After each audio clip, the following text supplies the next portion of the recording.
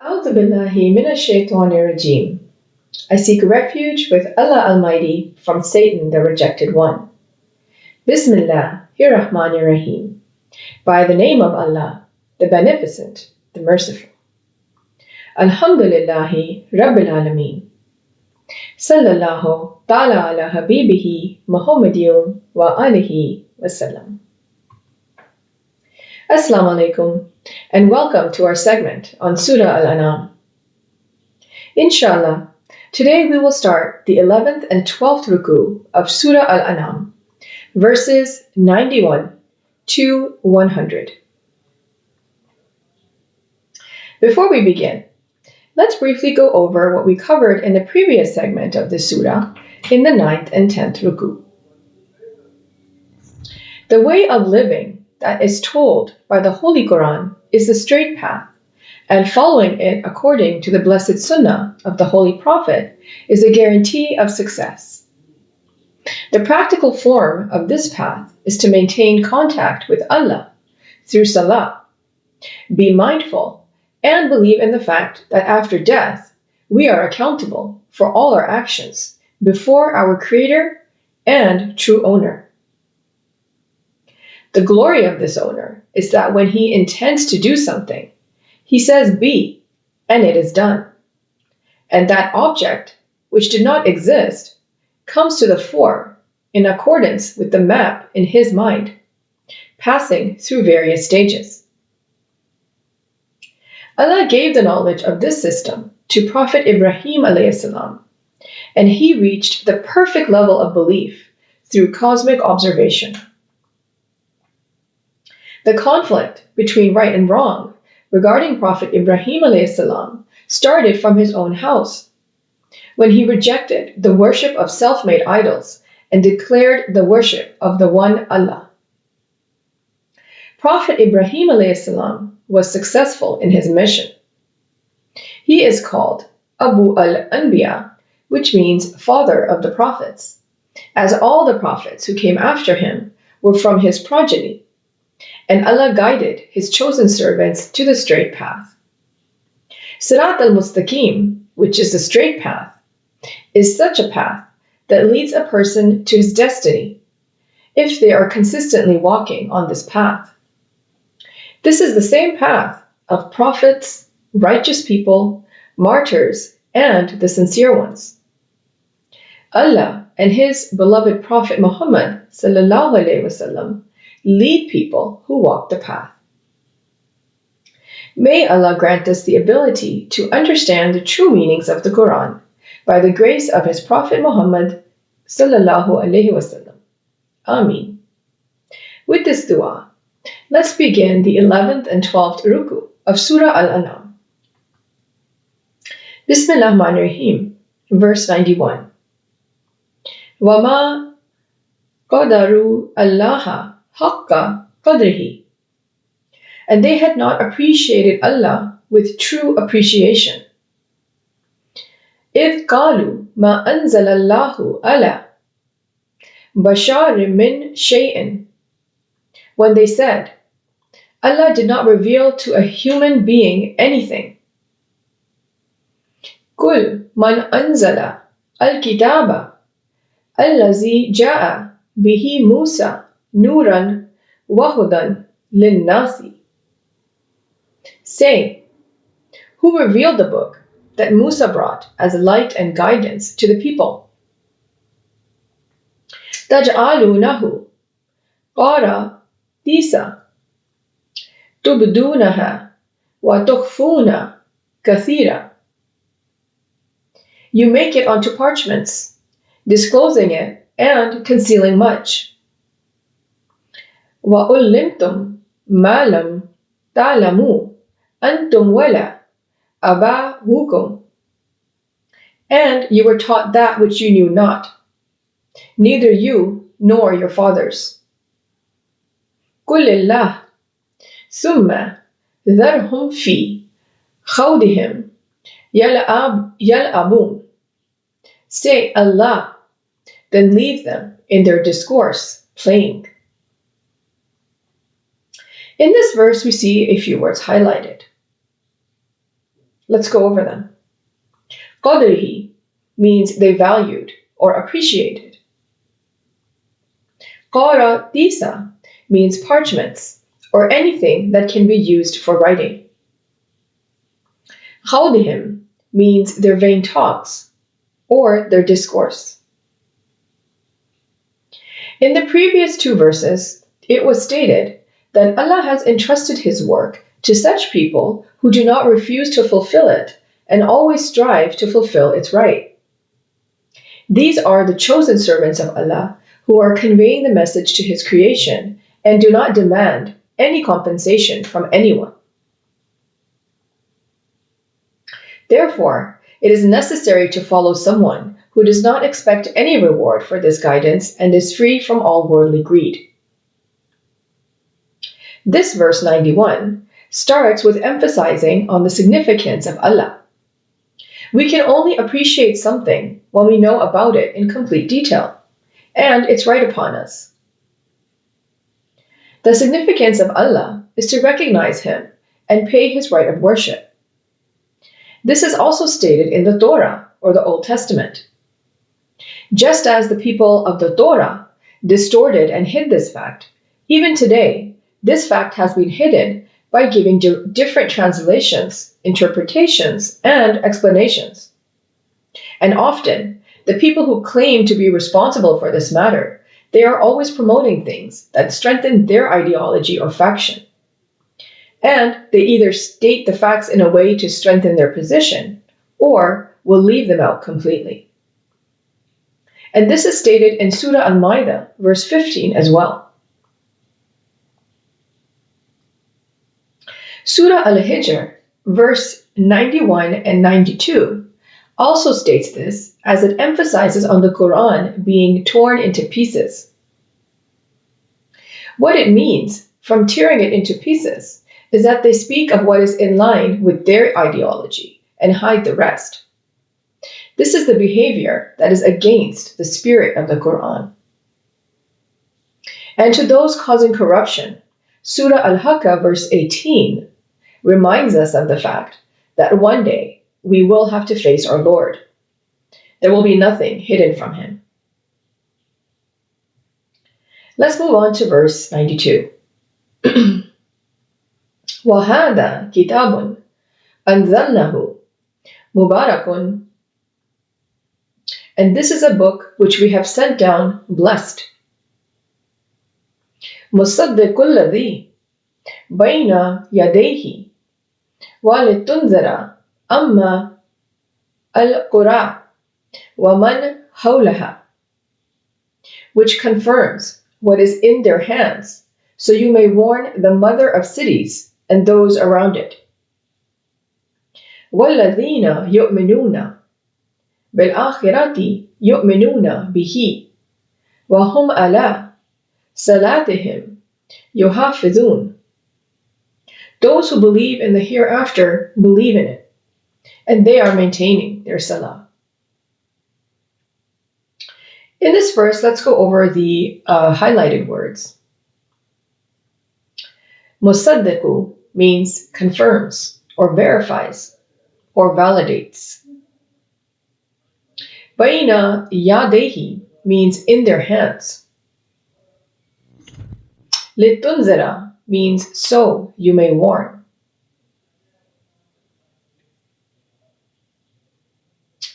Ummal Qura means mother of cities. And hawlaha means its surroundings. The word qarya means a settlement or a place where there are many houses to stay, but the settlement has no city shelter. There are no limits or restrictions on it, nor is it law-abiding. It is more like a lawless and unsafe settlement. This word has been used in the Quran many times for those settlements where people were not abiding by the laws of Allah and did not listen to the messengers sent to them, and as a result, they were punished. It is important that if someone wants to certify someone or something, They have all the facts necessary required for certification. The Quran is a book of facts, which were sent previously in the Bible and the Old Testament. According to this verse, the first purpose of the revelation of the Holy Qur'an is that with the help of this blessed book, people can confirm the truth stated in their books about the beliefs and actions they need to perform. And the second purpose of its revelation is to convey the truth to those who are ignorant of the truth and do not have adequate guidance, and to make them aware of the consequences of their actions.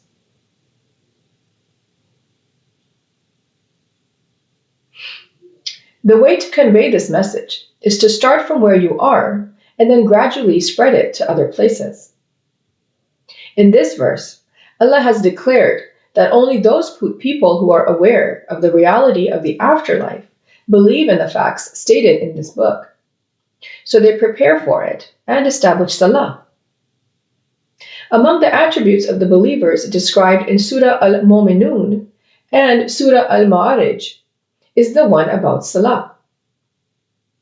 Surah Al-Ma'arij, verse 34, states, "And those who guard their salah." Guarding the salah is not just about praying in a ritualistic manner, but establishing one's relationship with Allah through salah. Salah is a form of worship in which all movements of life are included, and during salah we perform all these movements for the pleasure of Allah, according to the blessed sunnah of the Holy Prophet ﷺ. So, after performing our salah that we do 5 times a day, our every word and action should be for Allah and His beloved Prophet ﷺ. Let's move on to verse 93. وَمَنْ أَظْلَمُ مِمَّا نِفْتَرَى عَلَى اللَّهِ كَذِبًا. And who is more wrong than one who invents a lie about Allah? أَوْ قَالَ أُوحِيَ إِلَيَّ وَلَمْ يُوحَى إِلَيْهِ شَيْءٌ. Or says, it has been inspired to me, while nothing has been inspired to him. وَمَنْ قَالَ سَأُنزِلُ مِثْلَ مَا أَنزَلَ اللَّهُ. And one who says, I will reveal like what Allah revealed.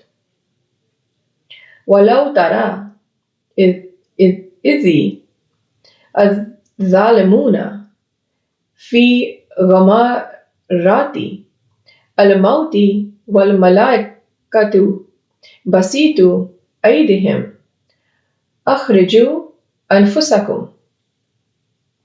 And if you could but see when the wrongdoers are in the overwhelming pangs of death, while the angels extend their hands, discharge your nafs. اليوم تجزون عذاب الهون بما كنتم تقولون على الله غير الحق وكنتم عن آياته تستكبرون. Today you will be awarded the punishment of humiliation for what you used to say against Allah other than the truth, and you were toward His signs being arrogant. In this verse we see a few words highlighted, so let's go over them. Ghamarati means overwhelming pangs. Basitu means extending. Al-Huni means humiliation. According to this verse, the most wrongful person is whoever ignores the divine revelation, which is the Holy Qur'an, and invents things on his own behalf, and ascribes them to Allah by saying that such and such thing has been revealed to me, while he has not received any kind of revelation. And whoever makes the claims that he too will show by revealing the kind of words and signs that Allah has revealed.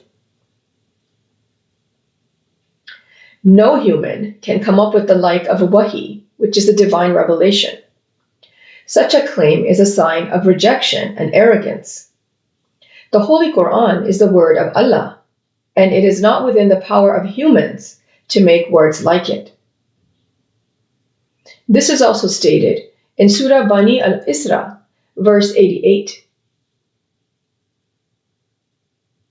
This verse further states that such people have a terrible ending, and what a horrible scene it will be when these people are surrounded by the pangs of death, and the angels will take their lives so that these people will get the reward of what they have done. A shameful punishment will be imposed on them, because these people continue to make false statements about Allah and continue to do what they wanted while being arrogant about His signs. Let's move on to verse 94. وَلَقَدْ جِئْتُمُونَا فَرَادًا كَمَا خَلَقْنَاكُمْ أَوَّلَ مَرَّةٍ. And certainly you have come to us alone, as we created you the first time. وَتَرَكْتُمْ مَا خَوَّلْنَاكُمْ وَرَاءَ ظُهُورِكُمْ. And you have left whatever we bestowed upon you behind you. وَمَا نَرَى مَعَكُمْ شُفَعَاءَكُمُ الَّذِينَ زَعَمْتُمْ أَنَّهُمْ فِيكُمْ شُرَكَاءُ. And we do not see with you your intercessors, which you claimed that they were among you associates. لَقَدْ تَقَاطَعَ بَيْنَكُمْ وَذَلَّ أَنْكُمْ مَا كُنْتُمْ تَزْعُمُونَ. Indeed, it has been severed between you and lost from you is what you used to claim. Let's go over the words that are highlighted in this verse. Jintumuna means you have come to us. Furada means alone or individually. It means that Allah has given each creation a unique code that is unique to that self. In this sense, everyone and everything has its own unique identity in this universe.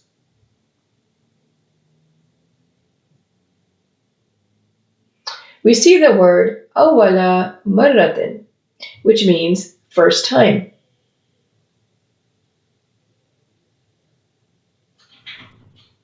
And then we also see the word khawwalnakum, which means we bestowed upon you. And za'amtum, which means you claimed. From this verse, we see the journey began alone with nafs wahida, and along the way, relationships and families came into being. Just as we started the journey alone, we will be alone as well in the end to give account for what we have done. Intercession means standing with or supporting. In this sense, the intercessors in this verse refers to those who were involved in the work. Death will cut off all the possessions of this world, including wife or spouse, children or friends, and now they will stand alone before their Lord. A stage of reckoning is ahead. All actions will be questioned, and the next phase of life will be arranged accordingly. Let's move on to verse 95. Inna Allaha falaku al-habbi wan-nawa. Indeed, Allah is the cleaver of grain and date seeds. Yukhrijul hayya min al-mayyiti wa mukhraju al-mayyiti min al-hayya. He brings the living out of the dead and brings the dead out of the living. Zalikumullahu fa'anna tufakun. That is Allah. So how are you deluded? In this verse, we see two words highlighted. Falaku means cleaver, or a thing that splits something open. Al-Nawa means date seeds. Falik is also an attribute of Allah. The meaning of this word is generally described as one who bursts forth. The middle part of this verse is the explanation of this attribute. That is, to extract one thing from another. Like a simple example of extracting life from the dead is a tree, which is the living thing, from the seed, which is a non-living thing. An example of extracting the dead from the living is a seed from a tree. Another example of this is the beginning of a new day by drawing the blanket of darkness of the night, and then at the end of the same day, the night is covered by the day. From seed to tree and tree to seed, and night to day and day to night, as if there are two modes of life in which all things convert into each other according to the divine law. And so the journey of life goes on and on. Another example of the same phenomenon is the emergence of a ray of light of guidance from the darkness of disbelief. This can be attributed to being resurrected from the dead, and a believing person falling into error and getting lost in the darkness of disbelief can be attributed to death from being alive. Let's go on to verse 96.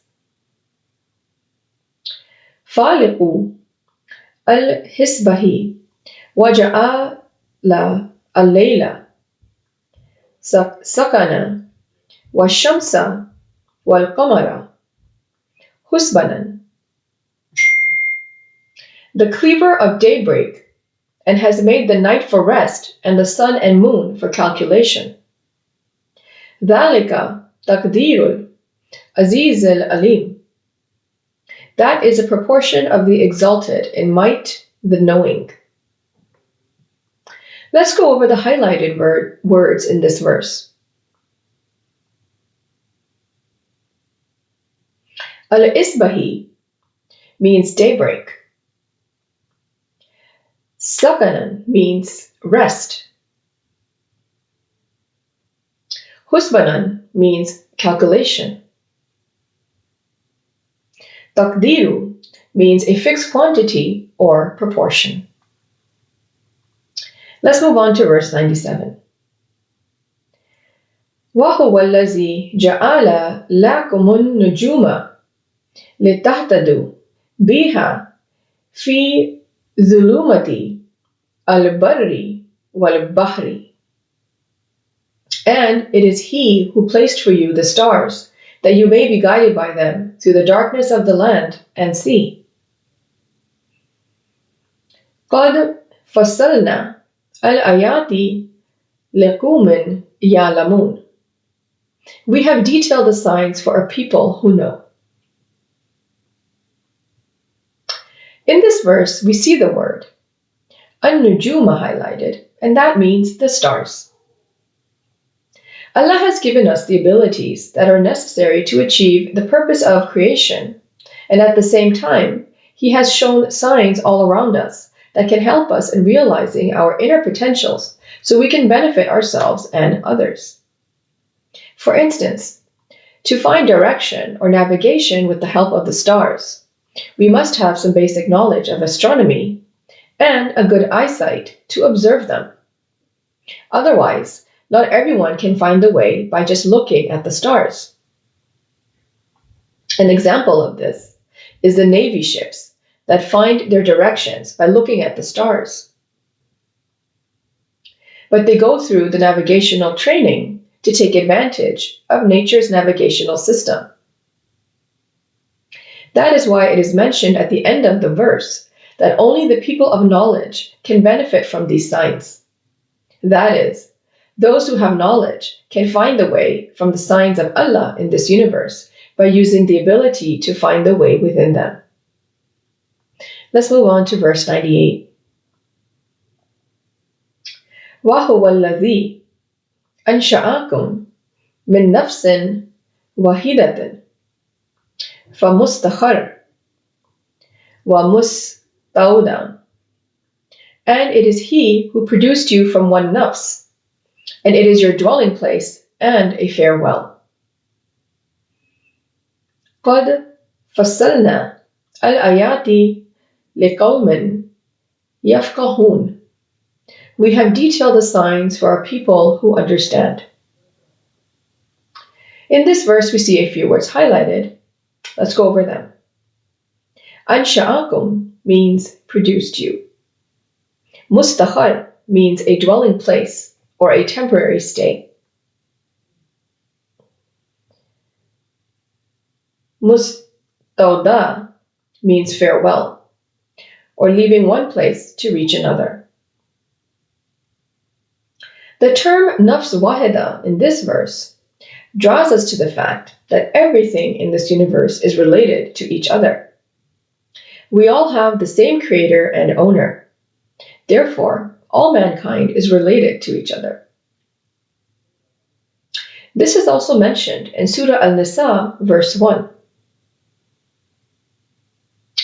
The oneness of the nafs and being created from it, the concept of mustaqar, which is a dwelling place, and wida, which means farewell, leaving one place for another, can only be understood if we become the people of deep thinking and contemplation.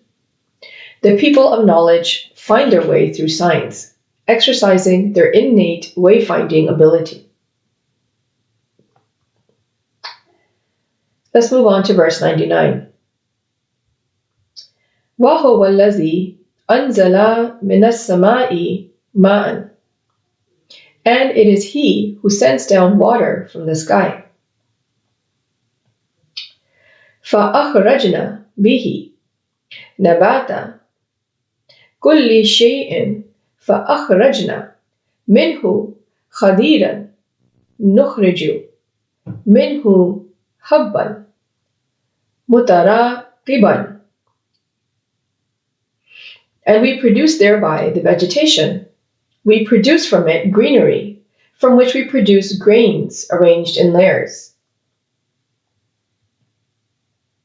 وَمِنَ النَّخْلِ مِنْ طَلْعِهَا كِنْوَانٌ دَنِيَةٌ.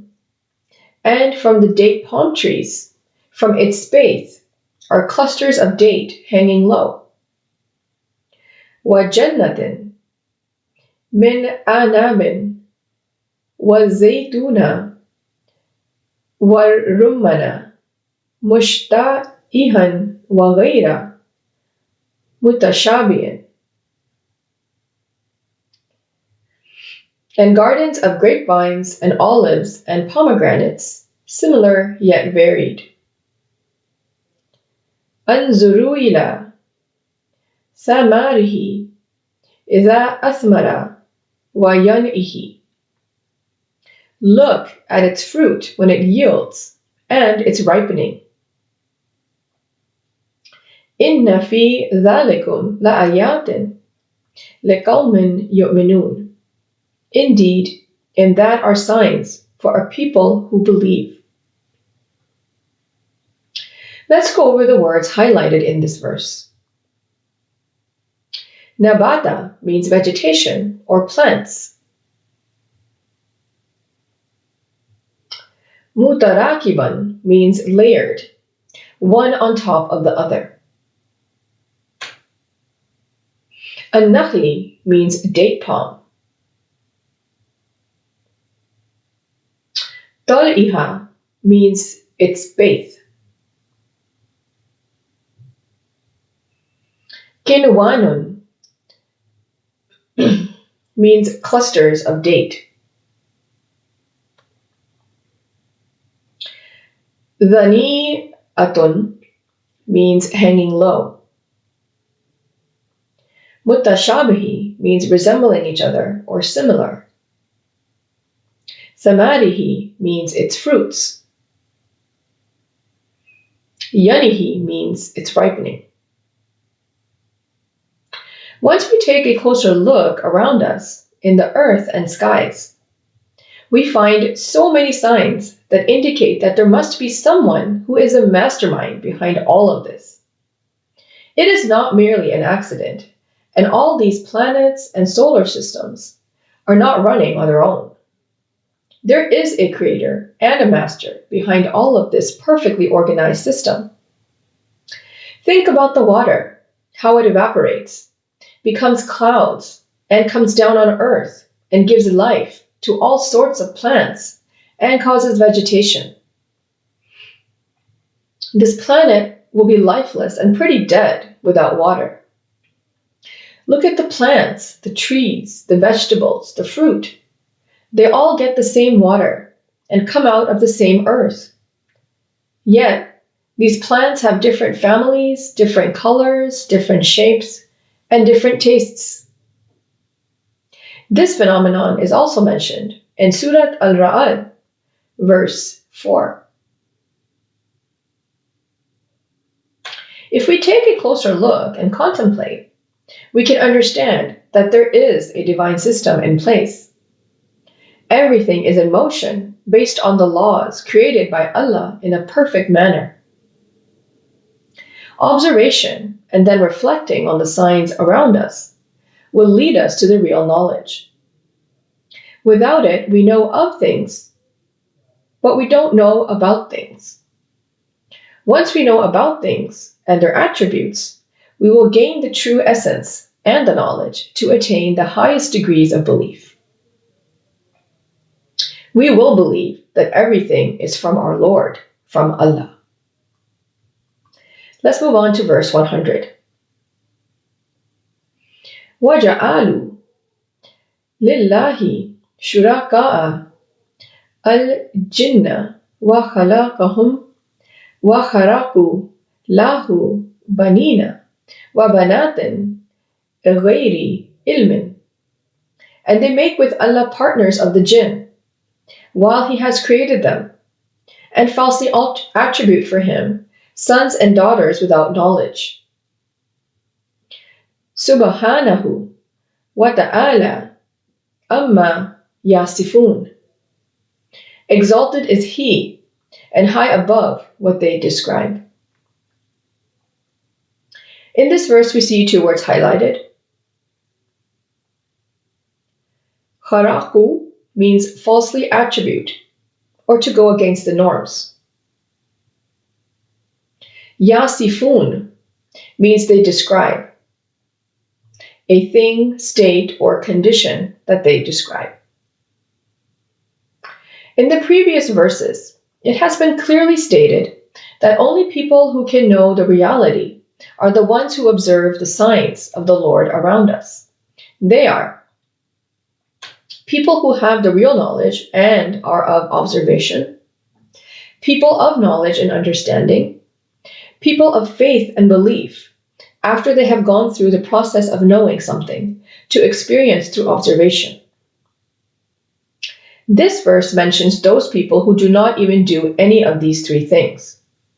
So they are unaware of the reality. They do not value their true Creator and Lord because they do not recognize Him and therefore are unaware of His greatness, His position, and status. Because of their lack of understanding, they have ascribed others as partners with Allah, even though He is free from all these things. Allah is one, and there is no partner in oneness. Allah is a supreme being, where no one's knowledge, understanding, or thoughts can reach. In Surah Taha, verse 110, refers to this fact. It states, He knows what is before them and what will be after them, but they do not encompass it in knowledge. This concludes our segment on Ruku 11 and 12 of Surah Al-Annam. Let's briefly go over what we discussed. True appreciation and praise comes when we truly realize deep down how much someone has done for us. It is our duty and Allah's right that we really get to know our Master so we can be of the people who are grateful. Allah has revealed the Qur'an just as the Torah and the divine books were revealed. All of these books have the prescribed ways to recognize our real master, and the lives of the prophets are a living example.